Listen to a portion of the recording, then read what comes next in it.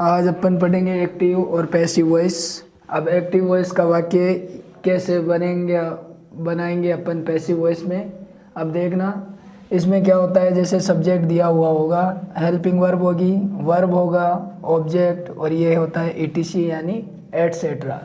अब active voice का वाक्य है, जैसे मान लो तो जब अपन इसका पैसिव वॉइस बनाते हैं, क्या बनाते हैं पैसिव वॉइस, तो सबसे पहले अपना काम होगा क्या, सबसे पहले ऑब्जेक्ट को आगे लाएंगे, फिर इसके बाद में हेल्पिंग वर्ब लगाएंगे, फिर इसके बाद क्या करते हैं वर्ब की थर्ड फॉर्म लगाएंगे, फिर बाय लगाएंगे, फिर उसके बाद में सब्जेक्ट लगाया जाता है, फिर उसके बाद में क्या लगा दिया जाता है ईटीसी लगाया जाता है।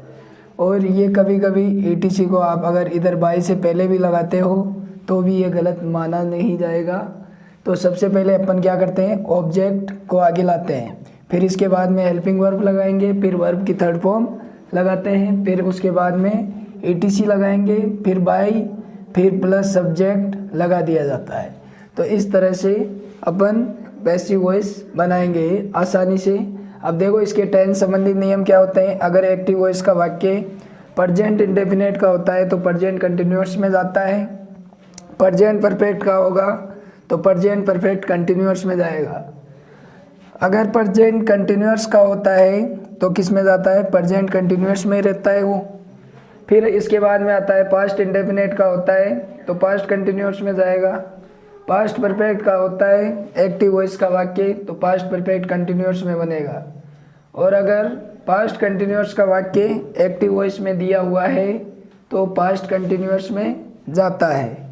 फिर इसके बाद में आता है, जैसे मान लो नेगेटिव वाक्य है, प्रेजेंट इंडेफिनिट का है वो, तो वो प्रेजेंट कंटिन्यूअस नेगेटिव में बन जाएगा। फ्यूचर इंडेफिनिट का है तो फ्यूचर इंडेफिनिट जाता है फ्यूचर कंटिन्यूअस में, और फ्यूचर परफेक्ट है तो वो फ्यूचर परफेक्ट कंटिन्यूअस में चला जाता है। तो अब आते हैं अपन सेंटेंस पर। तो ये सेंटेंस है किसका, पहले सबसे पहले देखना है अपन को कि ये कौन से टेंस में है। ये एक्टिव वॉइस का वाक्य है। कौन सा है, एक्टिव वॉइस का वाक्य है। तो इसमें टेंस है प्रेजेंट इंडेफिनिट, जिसे प्रेजेंट सिंपल के नाम से भी जाना जाता है। तो मैंने आपको बताया था प्रेजेंट इंडेफिनिट किस में जाता है, प्रेजेंट कंटिन्यूअस में जाता है। तो सबसे पहले एक काम करना है अपन को, इसका ऑब्जेक्ट लेना है। तो ऑब्जेक्ट का पता कैसे चलेगा, जो क्रिया होती है, क्रिया के ठीक बाद जो होता है उसे ऑब्जेक्ट कहा जाता है। तो ये ऑब्जेक्ट है इसका द फूड, तो सबसे पहले अपन क्या लेंगे द फूड। अब इसमें टेंस कौन सा है, प्रेजेंट इंडेफिनिट है तो प्रेजेंट कंटिन्यूअस में जाएगा। द फूड एक वचन है यानी सिंगुलर है, तो सिंगुलर के साथ में क्या आएगा इज, द फूड इज। फिर कुक का क्या हो जाता है, तीसरे नंबर पर अपन करते हैं वर्ब की थर्ड फॉर्म, तो कुक का कुकड हो जाएगा, क्या हो जाता है कुकड हो जाएगा। फिर ईटीसी दिया हुआ है इसमें डेली, तो डेली लिख देंगे यहाँ पर। फिर पाँचवें नंबर पर लगाते हैं बाय, और बाय के ठीक बाद में क्या लगा दिया जाता है, ही का क्या हो जाता है हिम होगा। ही का क्या होता है हिम हो जाएगा। जब ये हिम के रूप में आता है ऑब्जेक्ट के रूप में तो हिम का ही होता है, और ही सब्जेक्ट के रूप में आया है तो पीछे जाएगा तो हिम हो जाता है। तो इस तरह से ये पैसिव का वाक्य बन गया है। अगला सेंटेंस है अपने पास प्रेजेंट परफेक्ट का है, क्योंकि इसमें क्या आ रहा है हैज़ आ रहा है। तो इसका ऑब्जेक्ट क्या है मी है, तो मी का क्या होगा, मी जाएगा किस में आई में जाता है, तो मी का आ जाएगा क्या आई। फिर प्रेजेंट टेंस में आई को बहुवचन माना जाता है, तो आई के साथ में क्या आएगा हैव, क्या आएगा हैव आता है। और ये प्रेजेंट परफेक्ट है तो प्रेजेंट परफेक्ट किस में जाता है, प्रेजेंट परफेक्ट कंटिन्यूअस में जाएगा। तो इस तरह से यहाँ पर क्या आ जाएगा I have been, I have been helping verb तक हो गया। अब लगाना है वर्ब की थर्ड फॉर्म, तो ये थर्ड फॉर्म ही है, तो यहाँ पर आ जाएगा caught, I have caught by. सी का क्या हो जाएगा हर, सी का क्या होता है हर, सी यहाँ है तो ये ऑब्जेक्ट के रूप में आएगा तो क्या हो जाएगा हर होता है। और इन द मॉर्निंग को आप लास्ट में भी लिख सकते हो, तो ये भी गलत नहीं होगा। इस तरह से इसको अपन बनाएंगे। प्रेजेंट परफेक्ट का सेंटेंस था तो प्रेजेंट परफेक्ट कंटिन्यूअस में जाता है। फिर आता है प्रेजेंट कंटिन्यूअस। अब ये प्रेजेंट कंटिन्यूअस का वाक्य है क्योंकि इसमें क्या दिया हुआ है, एम, तो इसका जो ऑब्जेक्ट है ए स्टोरी है, तो ए स्टोरी को लिखते हैं अपन सबसे पहले क्योंकि ऑब्जेक्ट को आगे लाते हैं। तो ए स्टोरी इसका ऑब्जेक्ट था, तो ए स्टोरी इज, क्योंकि ये एक वचन है, एक वचन के साथ में क्या आता है, इज। ए स्टोरी इज, फिर वर्ब की थर्ड फॉर्म, तो रिटर्न हो जाएगा यहाँ पर, लेकिन ये नहीं होगा ऐसा। और इसमें क्या कर दिया जाएगा, जब कंटिन्यूअस का वाक्य होता है तो उसमें बीइंग लगा दिया जाता है। क्या लगता है, being. A story is being, फिर आएगा इसके बाद में return, a story is being return by, I का क्या हो जाएगा, मी, तो बाय मी।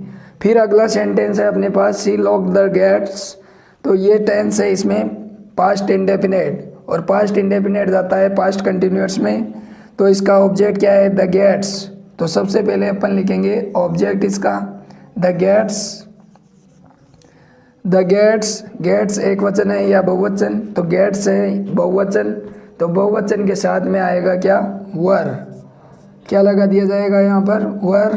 तीसरे नंबर पर लाते हैं वर्ब की थर्ड फॉर्म, तो यहाँ पर थर्ड फॉर्म आ जाएगी लॉक की, लॉक्ड, ये थर्ड फॉर्म होती है लॉक्ड। अब इसमें ईटीसी दिया हुआ नहीं है तो अपन लेते हैं यहाँ पर क्या, बाई, और सी का क्या हो जाता है, हर। तो इस तरह से अपन टेंस से संबंधित वाक्यों को आसानी से बना लेंगे। फिर इसके बाद में आता है कौन सा, जैसे मान लो प्रेजेंट परफेक्ट का है तो प्रेजेंट परफेक्ट कंटिन्यूअस में जाएगा, पास्ट इंडेफिनेट था तो पास्ट कंटिन्यूअस में गया, ये पास्ट इंडेफिनेट है तो इसलिए कौन से में गया है, पास्ट कंटिन्यूअस में। तो ये था प्रेजेंट इंडेफिनेट, इसलिए अपन ने इसको किस में बनाया, प्रेजेंट कंटिन्यूअस में बनाया। फिर ये अगला है किसका, ये है प्रेजेंट परफेक्ट का है, तो इसलिए अपन ने इसको किस में बनाया, प्रेजेंट परफेक्ट कंटिन्यूअस में। अगर आप बाई से पहले ईटीसी लगाते हो तो भी गलत नहीं होगा, और बाई के ठीक बाद यानी कि इसका जो सब्जेक्ट है इसके बाद में अगर ईटीसी लगाया जाता है तो इससे भी गलत नहीं माना जाता है। फिर अगला, I am writing a story, तो ये था कौन सा, प्रेजेंट कंटिन्यूअस। जब कंटिन्यूअस किसी भी टेंस का होता है तो उसमें क्या लगा दिया जाता है, बीइंग लगाया जाता है, क्योंकि वो उसके अगले टेंस में नहीं जाता है। तो a story is being written by me, she lock the gates, तो द गेट्स आ गया था पहले क्योंकि ये पास्ट इंडेफिनेट है, तो पास्ट इंडेफिनेट किस में जाता है, पास्ट कंटिन्यूअस में जाता है। तो आपको याद करना है इनको, प्रेजेंट इंडेफिनेट किस में जाता है, और एक ये सारणी आपको याद करनी है जिससे कि आपको एक्टिव पैसिव वॉइस आसानी से आ सके। और अब देखो इसके बाद में आता है, अगर हेल्पिंग वर्ब से वाक्य स्टार्ट होता है, किससे होता है, हेल्पिंग वर्ब से होता है, तो उसके अंत में क्या लगा दिया जाता है, पर्सनवाचक लगाया जाता है। जैसे मान लो एक्टिव वॉइस का वाक्य है तो उसमें सबसे पहले हेल्पिंग वर्ब है, फिर इसके बाद में सब्जेक्ट दिया हुआ है, फिर वर्ब दी हुई है प्ले, फिर उसके बाद में ऑब्जेक्ट ईटीसी इसमें है नहीं। तो अब एक्टिव वॉइस होता है वो कर्तवाच्य होता है, किस पर आधारित होता है, कर्ता पर आधारित वाक्य होता है। जबकि पैसिव वॉइस का वाक्य होता है वो किस पर आधारित रहता है, कर्म पर आधारित होता है, तो उसे हम कर्म वाच्य बनाते हैं। वो कर्ता पर आधारित होता है, उसको इस पे आश्रित करते हैं अपन कर्म पे, कर्म पर उसको आश्रित किया जाता है। अब देखो इसमें क्या दिया हुआ है, ये पहले वाले सेंटेंसों में जो था वो किससे स्टार्ट हो रहा था, सब्जेक्ट से होता था, लेकिन ये किससे हो रहा है, हेल्पिंग वर्ब से हो रहा है। जब हेल्पिंग वर्ब से वाक्य एक्टिव वॉइस का प्रारंभ होता है तो पैसिव बनाते समय भी अपन को सबसे पहले उसमें क्या लगानी है, हेल्पिंग वर्ब लगाते हैं। तो अब देखो यहाँ पर ये कौन सा टेंस है, प्रेजेंट इंडेफिनेट है, टेंस संबंधित नियम वो का वही रहता है उसका भी, चाहे से वो हेल्पिंग वर्ब से हो या फिर सब्जेक्ट से हो। तो अब देखो हेल्पिंग वर्ब से हो रहा है तो इसमें अपन क्या लगाते हैं, यहाँ पर सबसे पहले अपन इसमें टेंस देखते हैं। तो टेंस है इसमें प्रेजेंट इंडेफिनेट, क्योंकि डू डज किस में आता है, प्रेजेंट इंडेफिनेट में आते हैं, यानी प्रेजेंट इंडेफिनेट इंट्रोगेटिव में आता है। तो अब इसमें इसका ऑब्जेक्ट क्या दिया हुआ है, क्रिकेट, तो सबसे पहले अपन क्रिकेट को लेते हैं। और क्रिकेट को किसके नीचे लिखते हैं, सब्जेक्ट के ठीक नीचे लिख देते हैं। तो ये क्रिकेट क्या है, एक वचन है, क्रिकेट क्या है, एक वचन है। और अब ये जाएगा प्रेजेंट इंडेफिनिट का है तो कंटिन्यूअस में जाएगा, तो इसलिए यहाँ पर क्रिकेट के साथ में क्या आ जाएगा, इज क्रिकेट। फिर तीसरे नंबर पर अपन लाते हैं वर्ब की थर्ड फॉर्म, तो प्ले का क्या हो जाएगा, प्लेड, इज क्रिकेट प्लेड। फिर इसके बाद में लाएंगे क्या, चौथे नंबर पर बाई, तो ये चौथे नंबर पर अपन बाई लिया है। फिर अब इसका सब्जेक्ट दिया हुआ है द बॉयज, तो बाई के ठीक बाद में क्या लगा दिया जाएगा, द बॉयज। और फिर इसके अंत में पर्सनवाचक चिन्ह लगा दिया जाता है, क्योंकि एक्टिव वॉइस का वाक्य भी क्या था, पर्सनवाचक था। और ये पैसिव वॉइस का भी वाक्य किस में बनता है, पर्सनवाचक में ही बनेगा। अगर आप ये पर्सनवाचक चिन्ह नहीं लगाओगे तो ये गलत माना जाएगा। फिर आता है ये अगला टेंस है, इसमें ये वॉज से स्टार्ट हो रहा है, किससे हो रहा है, वॉज से। तो ये कौन सा है, पास्ट कंटिन्यूअस का वाक्य है, तो ये जाएगा किसमें, पास्ट कंटिन्यूअस में ही रहता है। कंटिन्यूअस चाहे प्रेजेंट कंटिन्यूअस हो या पास्ट कंटिन्यूअस, दोनों ही किस में रहते हैं, कंटिन्यूअस में ही रहते हैं। तो ये है इसकी वर्ब, वर्ब के ठीक बाद में है ये इसका ऑब्जेक्ट। तो ए नोवेल को अपन सबसे पहले आगे लाएंगे, तो इसका सब्जेक्ट है ही, तो ही के ठीक नीचे लिखेंगे ए नोवेल, यहाँ पर आ जाएगा ए नोवेल। अब नोवेल क्या है, एक वचन है, तो इसलिए इसमें क्या लगा देंगे, वॉज ए नोवेल। फिर क्या लगाएंगे, बीइंग, क्योंकि प्रेजेंट कंटिन्यूअस है या पास्ट कंटिन्यूअस का वाक्य होता है, उसमें क्या लग जाता है, बीइंग लगता है। तो ये पास्ट कंटिन्यूअस का था तो कंटिन्यूअस में रहता है, लेकिन इसमें क्या लगा दिया जाता है, बीइंग लगता है। Was a novel being written,